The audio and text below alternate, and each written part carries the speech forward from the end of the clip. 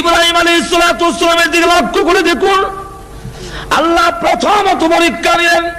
হ্যাঁ ইব্রাহিম, আমি তোমাকে পরীক্ষা নিব, তোমার প্রাণের ভালোবাসা মহব্বত বেশি না আমি আল্লাহর জন্য মহব্বত বেশি? আল্লাহ রাব্বুল আলামিন পরীক্ষা করে দেখলেন, ইব্রাহিম আলাইহিস সালাতু ওয়াস সালাম প্রমাণ করে দিলেন আমার নিজের প্রাণের চাইতে আল্লাহ রাব্বুল আলামিনের ভালোবাসা আমার অন্তরে বেশি। আগুনের সামনে হাজির করা হলো।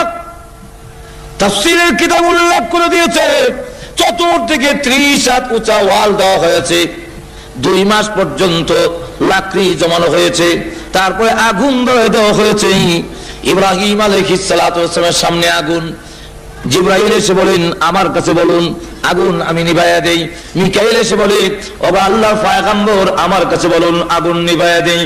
ইব্রাহিম আলাইহিস সালাতু ওয়াস সালাম ডাক দিয়ে বলেন, হ্যাঁ জিবরাইল, ও ইসরাফিল, তোমরা এসেছো আগুন নিভাইয়া দেওয়ার জন্য। আমার আল্লাহ কি দেখেন না আমি যে আগুনে জ্বলে যাব? সুবহানাল্লাহ বলবেন না? আমার আল্লাহ কি দেখেন না আমি যে আগুনে জ্বলে ছাই হয়ে যাব? আমার আল্লাহ যদি খুশি হন, আল্লাহর ভালোবাসা মহব্বত পাওয়ার জন্য আমি একবার দুইবার নয় 1000 বার এই আগুনে জ্বলতে রাজি আছি। এখানে পরীক্ষায় উত্তীর্ণ হয়ে গেলেন।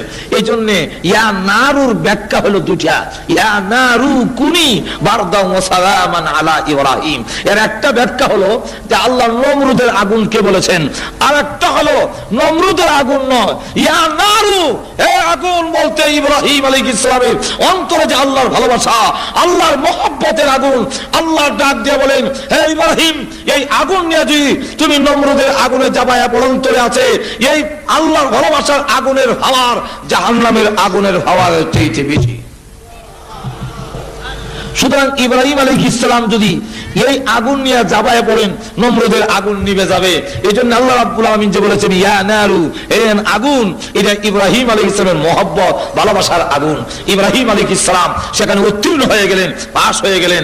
আবার যখন নাকি ছেলে হলো, ছেলেও দোয়া করে এনেছেন আল্লাহ রাব্বুল আলামিনের কাছ থেকে, দোয়া করলেন আল্লাহ একটা ছেলে চাই, একটা ছেলে দাও, রাব্বি হাবলি মিনাস সালিহিন। আল্লাহ রাব্বুল আলামিন দয়া করে দোয়া কবুল করে ইব্রাহিম আলাইহিস সালাতু ওয়াস সালামকে একটি ছেলে দিলেন। এই ছেলের নাম ইসমাইল। যেরকম কি নাম?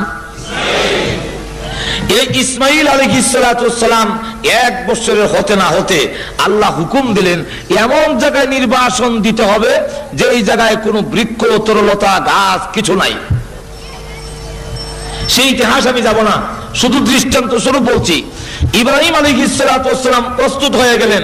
আপনি যদি 98 বছর বয়সে, 99 বছর বয়সে একটি সন্তান পান, এই সন্তান আপনি নির্বাসন দিতে আপনার অন্তরে বাজবে, এমন সন্তান কেমনে দেই? ইব্রাহিম আলাইহিস সালাতু ওয়াস সালাম 1 বছরের সন্তান সহ হাজারা একবারে নির্বাসন দিয়ে দিলেন। পানি নাই, খাবার নাই, কিচ্ছু নাই। এই অবস্থায় দিয়ে আল্লাহ হুকুম দিলেন তুমি চলে আসো, তুমি থাকতে পারবে না।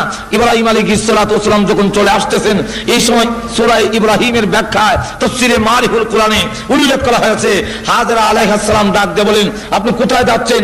এই মরুপ্রান্তরে আমাদের যখন পানি শেষ হয়ে যাবে, খাবার শেষ হয়ে যাবে, আমাদের খাবারের ব্যবস্থা কে করবে? পানির ব্যবস্থা করবে কে? উনি কোনো জবাব দেন না। 1 বার, 2 বার, 3 বার, চতুর্থবার তিনি ডাক দেবেন, স্বামী হ্যাঁ আমি জানি আপনি আল্লাহর পয়গম্বর, এত নিষ্ঠুর হতে পারেন না, এত কঠোর হতে পারেন না। আপনি আমাদেরকে রেখে কেন যান? আল্লাহর হুকুম হয়েছে নাকি চলে যাওয়ার জন্য? ইব্রাহিম আলাইহিস সালাম আকাশের দিকে আঙ্গুল উঠাইয়া বললেন, ইশারা দিলেন, আল্লাহ রাব্বুল আলামিন হুকুম দিয়েছেন তাই আমি চলে যাই। যেই মাত্র কথা বলেছেন, হাজরা আলাইহিস সালাম ডাক দিয়ে বলেন, আল্লাহর যদি হুকুম হয়ে থাকে আপনি চলে যান, আমার কোনো আপত্তি নাই। আমি আল্লাহর কসম করে বলি, এমন আল্লাহর প্রতি আমি ঈমান আনি নাই যে আল্লাহ মরু প্রান্তরে আমার খাবার পৌঁছাইতে পারে না।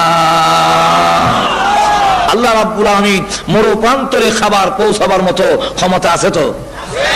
আরো জোরে চিৎকার দিয়ে বলো, আছে কি না? ভাইরা আমার, ইব্রাহিম আলাইহিস সালাতু ওয়াস সালাম ছেলে নির্বাচন দেওয়ার বেলায় মহব্বতের বেলায় পাস, যেরকম ঠিক না। শুধু তা না, এক একটা করে ইব্রাহিম আলাইহিস সালাম ওনার ছেলেকে কুরবানি দেওয়ার জন্য যে আল্লাহর হুকুম হলো, সেখানে কুরবানি দেওয়ার জন্য প্রস্তুতি গ্রহণ করে নিলেন। হাতে ছুরি ধরলেন, আল্লাহু আকবার বলে ফেলবে। আল্লাহ ডাক দিয়ে বলেন, আমি যা চেয়েছিলাম তা তো পেয়ে গেলাম, আর কুরবানি হওয়ার প্রয়োজন নাই। আমি চেয়েছিলাম এটা দেখার জন্য সন্তানের প্রতি ভালোবাসা বেশি না আমার প্রতি বেশি। সুবহানাল্লাহ। আল্লাহ রাব্বুল আলামিন বলেন, পরীক্ষায় উত্তীর্ণ হয়ে গেছে, যেহেতু ছুরি হাতে নিয়েছেন, আল্লাহু আকবার, এখন তো গলায় ছুরি লাগায় দেবে। আল্লাহ ডাক দিয়ে বলেন, হ্যাঁ জিবরাইল, জান্নাতের ভেতর থেকে দুম্বা আর একটা লোহার টুকরা নিয়ে যাও। ইব্রাহিম আলাইহিস সালাতু ওয়াস সালামের ছুরি যেন ইসমাইলের গলা কাটতে না পারে, ইসমাইলের তুতার নিচে লোহার টুকরা করে রাখবা। জিবরাইল আলাইহিস সালাতু ওয়াস সালাম বলেন, আমি তখন সিদরাতুল মুনতাহার কাছে, তখন একটা দুইটা না 600 দিনের পাকায় একবারে ছেড়ে দিয়ে টান দিলাম। মিনা বাজারের ময়দানে গিয়ে দেখি ইব্রাহিম আলাইহিস সালামের ছুরি এখনো যায় নাই, আমি তার আগে জান্নাতি টুকরা নিয়ে হাজির হয়ে গেছি। তুতার নিচে লোহার টুকরা ধরে রাখছেন ইব্রাহিম আলাইহিস সালাম, আর যাবার সময় বলছেন আল্লাহু আকবার। যেই মাত্র আল্লাহু আকবার বলেছেন, ইব্রাহিম আলাইহিস সালামের কানে আওয়াজটা গেল, তখন তিনি ডাক দিয়ে বলেন, কে তুমি? এই মরু প্রান্তরে আমার ছেলে আর আমি ছাড়া কেউ নাই। আল্লাহু আকবার কে বলেছো? এই মিনাতে তো আর কেউ নেই, নিশ্চয় আল্লাহর কোন রহমতের ফেরেশতা হবে। তাহলে শোনো, আল্লাহর রহমতের ফেরেশতা যদি হয়ে থাকো, আশ্চর্য হয়ে গেছো যে আমার ছেলে, আমি একমাত্র সন্তান, কিভাবে আমি জবে করছি, এই দৃশ্য দেখে আশ্চর্য হয়ে গেছো।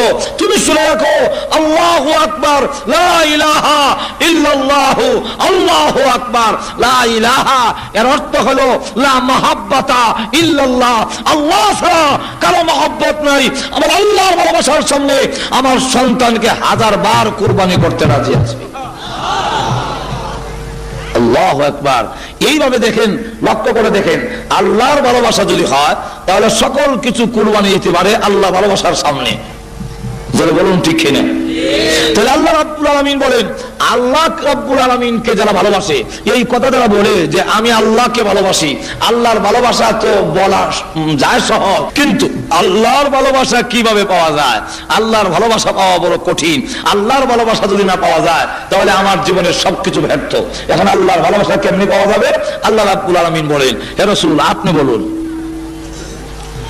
মূর্তির মাধ্যমে, মূর্তির পূজার মাধ্যমে, মূর্তিগুলোর দাওয়াতের মাধ্যমে, ঈসা আলাইহিস সালাতু ওয়াস সালামকে আমার সন্তান বানানোর মাধ্যমে, আর উযাইর আলাইহিস সালাতু ওয়াস সালামকে আমার সন্তান বানানোর মাধ্যমে কখনো আমার ভালোবাসা পাওয়া যাবে না।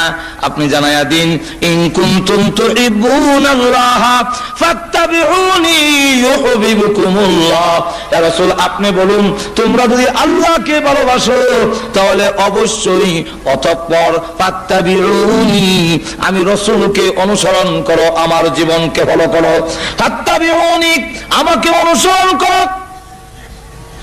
আমাকে অনুসরণ করলে কি হবে? ইউহিব্বুকুমুল্লাহ, আল্লাহ রাব্বুল আলামিনের ভালোবাসা পাওয়া যাবে এবং তোমাদের জীবনের সকল গুনাহ আল্লাহ মাফ করে দিবে। তাহলে আল্লাহর ভালোবাসা পেতে হলে রাসূলের জীবন আদর্শকে অনুসরণ করতে হবে। যেরকম ঠিক কিনা? আরো জোরে বলুন ঠিক কিনা? যদি আল্লাহর ভালোবাসা বলে আমি আল্লাহকে ভালোবাসি, তাহলে বলুন দেখি, মূর্তির পূজার মাধ্যমে আল্লাহর ভালোবাসা পাওয়া কি সহজ? সম্ভব? কেন? আল্লাহ রাসূল মূর্তির সামনে মাথা নত করে নাই।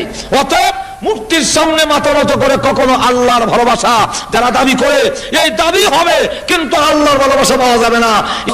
এতক্ষণ পর্যন্ত আলোচনার মাধ্যমে বোঝা গেল, আল্লাহর ভালোবাসা পেতে হলে রাসূলকে অনুসরণ করতে হবে, রাসূলের জীবনকে আমরা ফলো করতে হবে, রাসূলের জীবন আদর্শকে আমরা গ্রহণ করতে হবে। এখন রাসূলের জীবন আদর্শ গ্রহণ করব কেন? যেরকম ঠিক না?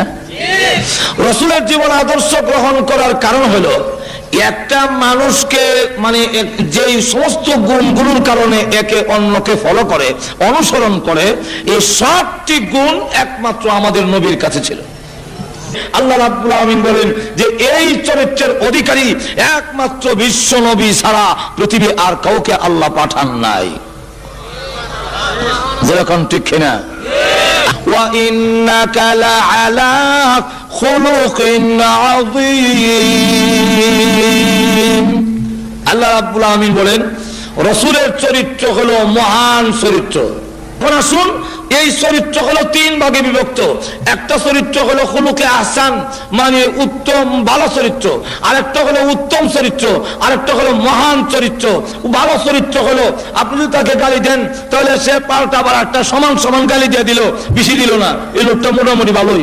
আর যে লোকটা নাকি আপনি গালি দিলে তাকে সে মাফ করে দেয়, এটার নাম হলো উত্তম চরিত্র।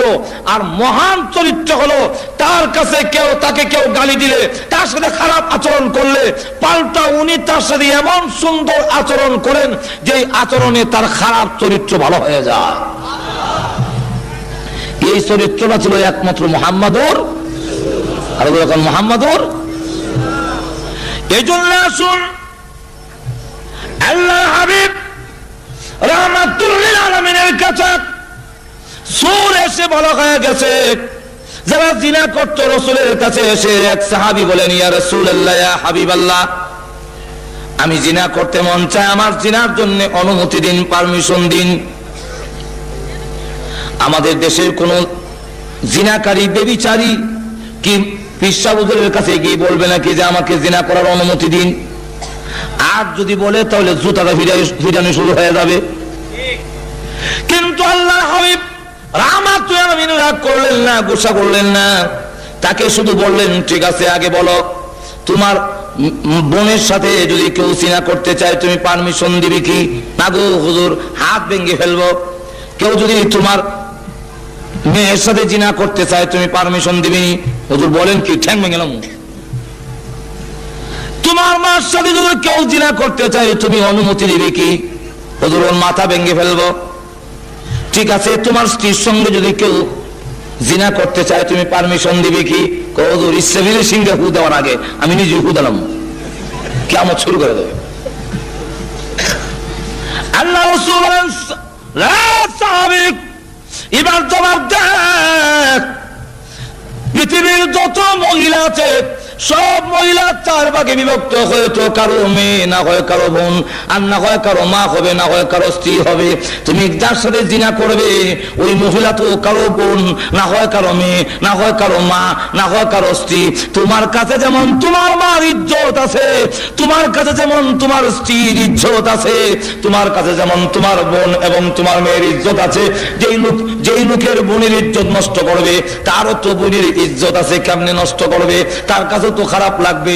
এমনি লোকটা হুজুর এমন সুন্দর চরিত্র জীবনে কোনোদিন কারো কাছে পাই না গো আল্লাহর হাবিব, আজ থেকে তওবা করলাম, আজ জিন্দেগিতে কোনোদিন আমি জিনা করব না। ভাইরা আমার, তাহলে দেখা গেল রাসূলের চরিত্রের কাছে আসলে খারাপ চরিত্রের লোক ভালো হয়ে যায়। আল্লাহু আকবার। অসংখ্য ঘটনা যারা নাকি পরিবর্তন হয়ে গেল, আগে জিনা করতো এখন জিনা করবে দূরের কথা, সামান্য অন্যায় করার কারণে খালি কান্দে আর কান্দে। একটি ঘটনা আপনাদের সামনে তুলে ধরি, যে লোকগুলো জিনার মধ্যে লিপ্ত ছিল, জিনা ব্যভিচারের মধ্যে 24 ঘন্টা লিপ্ত ছিল, আল্লাহর হাবিবের চরিত্রের তাজ পায়া এমন অবস্থা হয়ে গেল, এমন অবস্থার পরিবর্তন ঘটলো। হযরত সালাবাতুল আনসারী নামে একজন সাহাবী, সালাবাতুল আনসারী ওনার বাড়ি হলো মদিনা, আর মক্কা থেকে হিজরত করে এসেছেন, তার নাম হলো সাঈদ ইবনে আব্দুর রহমান। এই দুইজনকে রাসূল ভ্রাতৃত্ব করে দিয়েছেন, তোমাদেরকে ভাই ভাই বানায়া দিলাম, এক ফ্যামিলিতে চলাফেরা করবে। তবুকের যুদ্ধের সময় আল্লাহর হাবিব রাহমাতুল আলামিন যুদ্ধের মধ্যে চলে গেলেন, আর সাঈদ ইবনে আব্দুর রহমানকে সাথে নিয়ে গেলেন। সালাবাতুল আনসারী রাদিয়াল্লাহু আনহু ওনার ফ্যামিলির দায়িত্ব গ্রহণ করে নিল, কিন্তু যুদ্ধে যাওয়ার পরে শয়তান প্ররোচনা দিয়ে সালাবাতুল আনসারীর সামনে তুলে ধরা হলো,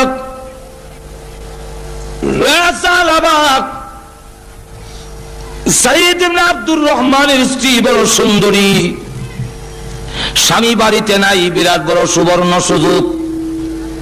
এই প্রলোভন দিয়ে পর্দার ভিতরে নিয়ে গেল। সালাবা ওই মহিলার হাত দিয়ে ধরেছে, যেই মাত্র টান দিল, মহিলা ডাক দিয়ে বলে, সালাবা রে, তোর কি আল্লাহর ভয় নাই? কিয়ামতের মাঠে কি তুই আল্লাহর সামনে দাঁড়াবে না? তোর ভাইয়ের আমানতের খেয়ানত তুই কেমনে করবি? কিয়ামতের মাঠে আল্লাহর সামনে কি জবাব দিবে? বিশ্বাসঘাতকতা এবং জিনা যদি করস। এতটুকু বলার পরে সালাবাতুল আনসারীর অন্তরে জাহান্নামের আগুনের ভয় এসে গেল। হাত ছেড়ে দিয়ে দৌড়ে পাহাড়ের কাছে গিয়ে বৃক্ষের নিচে সেজদা দিয়ে কাঁদলে, প্রভু অন্যায় করেছি, অপরাধ করেছি, মেহেরবানি করে তুমি মাফ করে দাও। এদিকে সাঈদ ইবনে আব্দুর রহমান যুদ্ধের ময়দান থেকে ফিরে আসলেন বাড়িতে। এসে দেখে সালাবাতুল আনসারী বাড়িতে নাই। তখন তিনি গেলেন, জিজ্ঞাসা করলেন, আমার ভাই সালাবা কোথায়? ওনার স্ত্রী বলেন, পূর্ব দিকে চলে গেছে। সালাবাতুল আনসারীর অনুসন্ধানে বের হয়ে গেল। গিয়ে দেখে পাহাড়ের ভিতরে গাছের নিচে সেজদা দিয়ে কান্দে, প্রভু গো, আমি গুনাহগার, তুমি গফফার, আল্লাহ তুমি যদি মাফ না করো, আল্লাহ আমি জাহান্নামের আগুন সহ্য করতে পারবো না। আল্লাহ কিয়ামতের দিন লাঞ্ছনা অপমান সহ্য করতে পারবো না, মেহেরবানি করে আমার জীবনের গুনাহ মাফ করে দাও। এমনি সাইদ ডাকতে বলে, সালাবা মাথা উঠাক, আল্লাহর দরবারে তওবা করো। কোন গুনাহ করে থাকলে আল্লাহ রাব্বুল আলামিনের নাম গফুরুর রহিম, আল্লাহ রাব্বুল আলামিন তোমাকে maaf করে দিতে পারেন। সাহাবা ডাক দিয়ে কয়, ভাই সাঈদ, আমি বাড়িতে যাব না, আমার এই চেহারা আর দেখাবো না। তুমি যদি আমাকে বাড়িতে নিতে হয়, আমার দুইটা হাত গায়ের সঙ্গে বেঁধে অপমানিত গোলামের ন্যায় টেনে নিতে পারো, আমি আর মদিনায় যাব না। বাধ্য হইয়া সাঈদ রাদিয়াল্লাহু আনহু সাহাবার দুইটা হাত গায়ের সঙ্গে এইভাবে বাঁধলেন। বেঁধে যখন মরা লাশের মতো, যখন নাকি মরা লাশের মতো টানে, তারিমে খামসানা রাদিয়াল্লাহু আনহা দৌড়ে এসে রশি ধরে টানে আর কয়, বুড়া তো হয়েছো, বয়স তো কম হয় নাই, চরিত্র বুঝে এখনো বদলায় নাই। সুবহানাল্লাহ বলবেন না? আব্বা চরিত্র এখনো বদলায় না, আর একজনের স্ত্রীর হাতে তুমি কেমনে ধরে? যে লোক নাকি আর একজনের স্ত্রীর হাতে ধরে, এই লোককে এইভাবে অপমানিত গোলামের মতো টেনে নিতে হয়। বাড়ির কাছে যাওয়ার পরে ডাক দিল, সাঈদ, আমাকে বাড়িতে নেওয়ার আগে চলো, আবু বকর সিদ্দিকের দরবারে যাব, আবু বকরকে জিজ্ঞাসা করব, আমার মতো গুনাহগার যদি তওবা করে আল্লাহ রাব্বুল আলামিন মাফ দিবনি, আল্লাহ আমাকে মাফ দিবেন কিনা। আবু বকর সিদ্দিক রাদিয়াল্লাহু আনহুর কাছে গিয়ে দাঁড়িয়ে বলতে লাগলেন, আবু বকর, অন্যায় করেছি নফসের ধোঁকায়, শয়তানের ধোঁকায়, আমি যদি তওবা করি আল্লাহ রাব্বুল আলামিন আমাকে মাফ দিবেন কিনা। আবু বকর সিদ্দিক বলেন, মাফ দেওয়া না দেওয়া এটা আমার ব্যাপার নয়, আল্লাহ রাব্বুল আলামিনের ব্যাপার। আল্লাহ মাফ দিবেন কিনা আমি জানি না, তুমি আমার বাড়ি থেকে বের হয়ে যাও। রাস্তায় গিয়ে ডাক দিয়ে বলে, আরে সাঈদ, আবু বকর আমাকে বিদায় করতে পারে, আমি কিন্তু নৈরাশ হই না, আমাকে নিয়ে চলো ওমরের দরবারে, ওমরকে জিজ্ঞাসা করবো আমার মতো নাফরমান যদি তওবা করে আল্লাহ রাব্বুল আলামিন মাফ দিবেন কিনা। হযরত ওমর রাদিয়াল্লাহু আনহু আরো গরম, ওনার কাছে গিয়ে যখন বললেন, আবু বকর সিদ্দিক, ওমর রাদিয়াল্লাহু আনহু বলেন, মাফ দিবেন কি দিবেন না আমি জানি না, তুমি আমার দরবার থেকে বের হয়ে যাও। তখন ওনার রাস্তায় বের হয়ে গিয়ে বলে, সাঈদ, আমাকে ওমর বিদায় করে দিতে পারে, আমি আল্লাহর রহমত থেকে নিরাশ হব না, আমাকে নিয়ে চলো আলীর দরবারে, আলীকে জিজ্ঞাসা করবো আমার মতো গুনাহগারকে মাফ দিবে কিনা। আলী রাদিয়াল্লাহু আনহু শোনার পরে তিনিও বললেন, মাফ দেওয়া না দেওয়া আল্লাহর ব্যাপার, আমি জানি না, আপনি আমার বাড়ি থেকে বের হয়ে যান।